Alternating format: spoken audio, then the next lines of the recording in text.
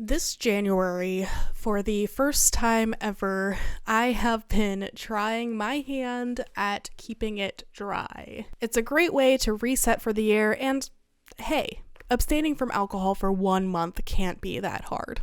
Right? Wrong. Somewhat embarrassingly. I've actually found the experience pretty difficult, which is probably a sign that it's a good thing that I'm doing this challenge and getting that much needed clean slate come February. When I contemplate why getting a Diet Coke rather than a beer at a party seems like such a tough decision, a few things come to mind, usually leaving me with a single question. How many years has it been since I've gone a whole month without drinking? How many years has it been since you've gone a whole month without drinking, given you're an adult?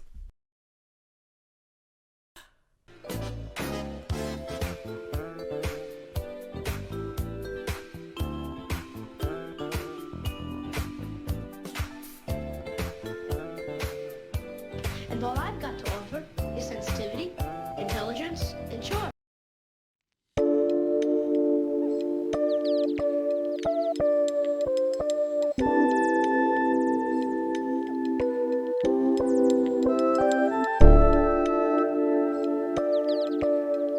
F Himself is a dark comedy following a typical sitcom wife after the episode ends. The format features segments in the typical sitcom style. Bright lights, flat cinematography, a misogynistic jokes set to a laugh track. Whoa, Miss Hercules over here. Is that blood? It doesn't mean you get to be moody. You already used that excuse once this month. This is the style we get whenever our protagonist, Allison's husband Kevin, is in the room. However, whenever he leaves the room or Allison goes somewhere else, the style switches to that of prestige TV. Muted tones, gritty surroundings, dynamic camera work. I'm good.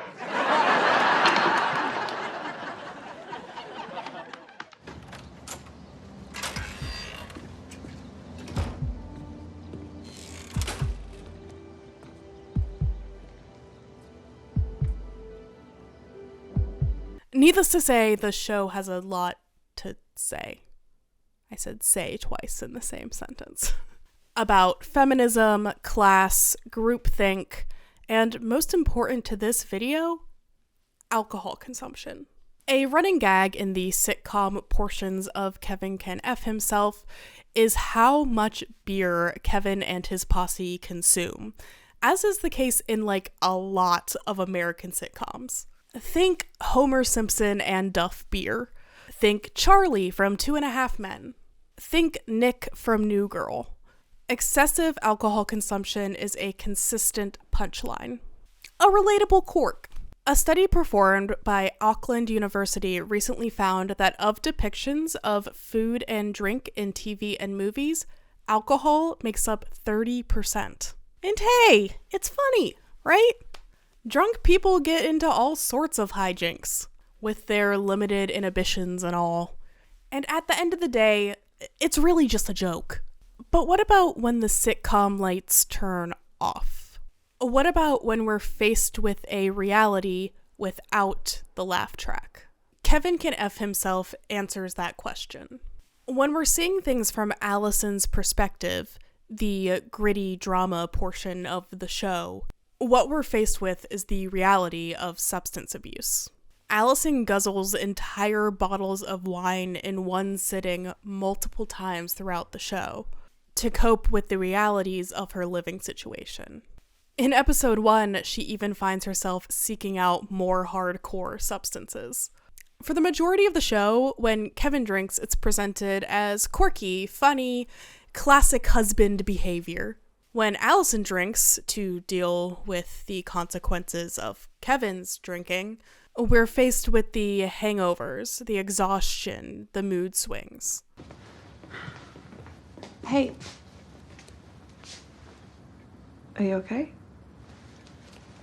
I have no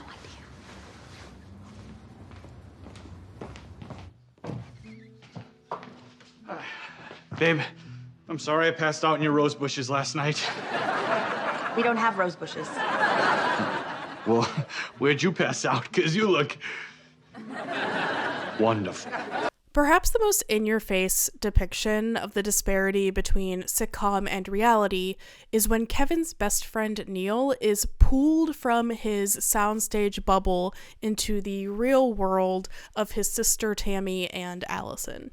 Neil is an alcoholic from episode 1, often goaded on by Kevin and his protective bubble against all consequence. He's Kevin's bumbling goofball best friend, who often takes on the role of, like, a lackey. Think Kramer, Joey, Barney. No one really takes him all too seriously. Even his own sister. At most, he's a nuisance. This is until the season 1 finale, when Neil is violently yanked into the real world after a scuffle with Allison. A lot of things become clear about Neil at this point. He can be scary. His relationship with his sister is toxic and complicated. He's painfully lonely. And most important to this video, he has a major drinking problem. Please, Allison. Being sardine in the closet for 4 hours may cut off circulation in some places, but it doesn't affect my hearing. Oh, Neil, it's not what you think. I've been losing feeling in my left leg, thinking Kevin was over me. That I'd hide and he would never seek me ever again. But I think I know how to get back in his good graces. No, Neil, don't. Hey, that's my phone. Give me that. Stop. Give me my phone. Give me my phone. Oh, give it to me. Give me my phone.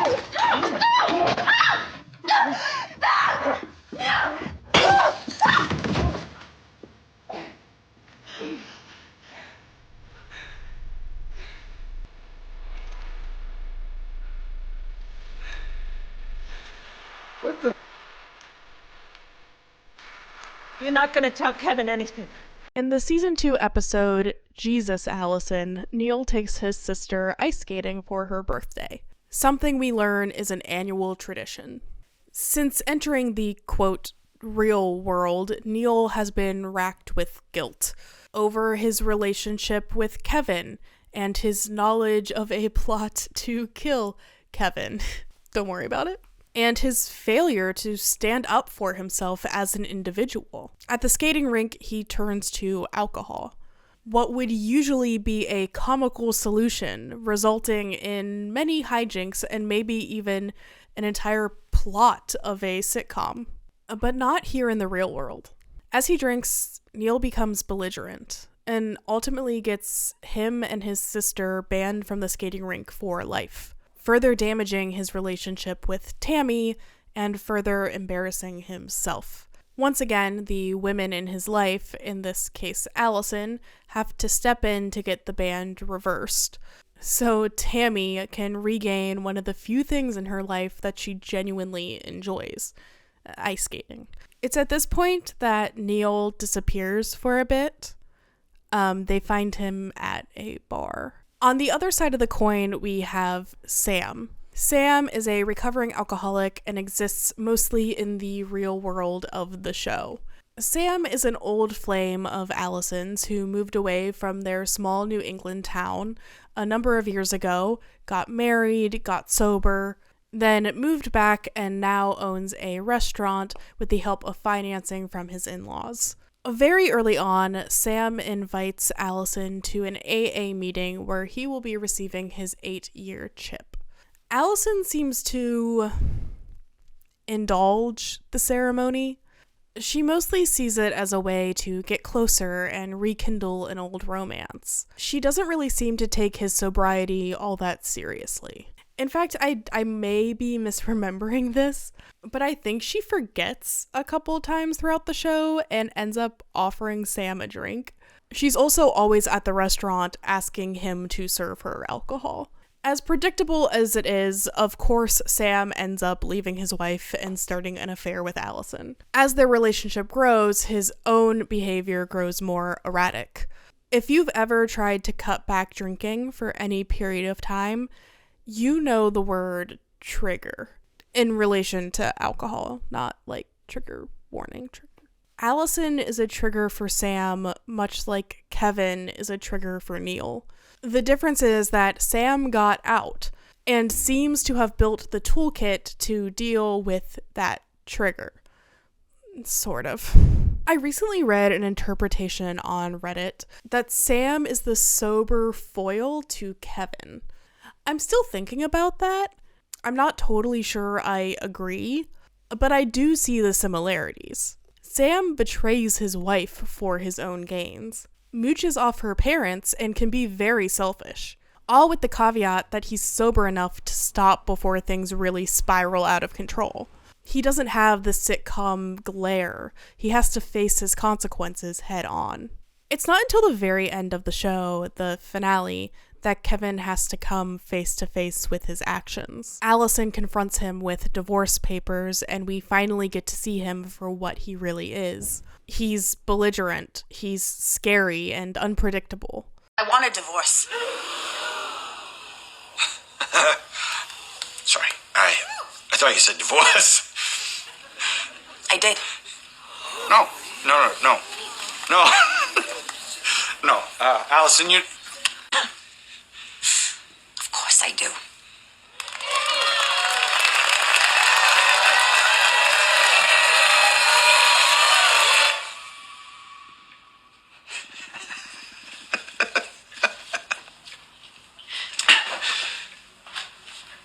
Honey, you're not serious about this. Yes, I am. No, you're not. Because you know how this will go.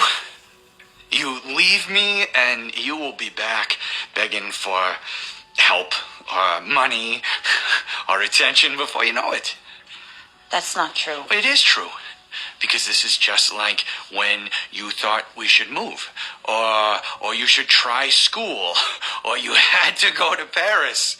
Eventually, you come to your senses and calm down. So what do you say we just skip this part where you think you want a divorce, okay? This is happening. No. It's not. Because, babe, you're not capable. Well, it's not up to you. Allison, everything is up to me. Without me, you will have nothing. Because I will destroy you. He ultimately, F's himself. Without the laugh track, his binge drinking is unnerving and dangerous.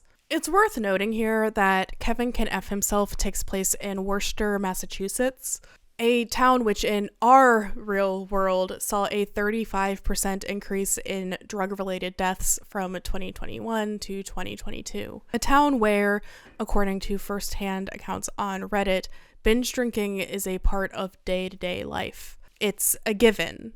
It's the only thing to do. A phrase I've heard repeated about rural parts of the country many times throughout my life. I would be remiss to not mention the economic factors at play. Worcester has an average household income of $63,000, nearly $20,000 less than the national average household income of $80,600. No. Yes, $80,600. Making sure I said that right.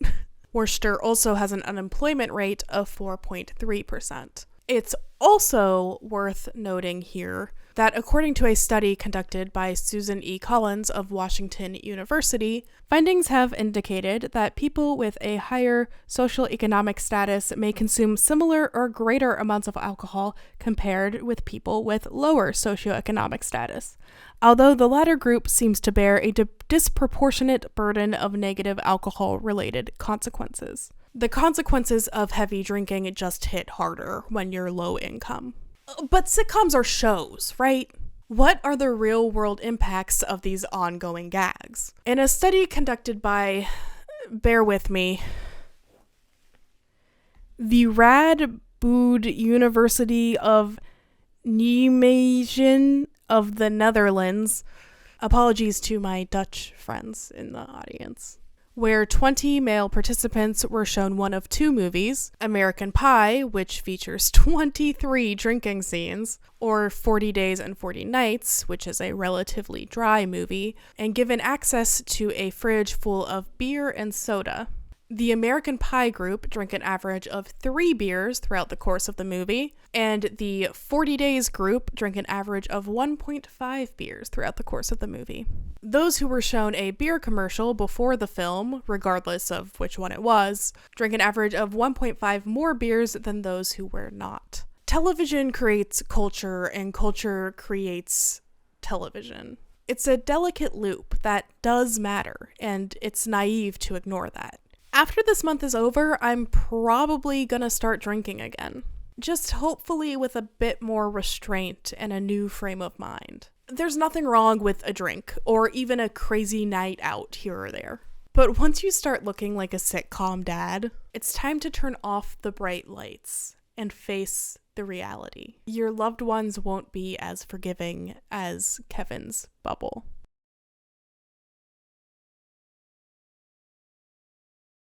Hi guys! Thank you for watching this video.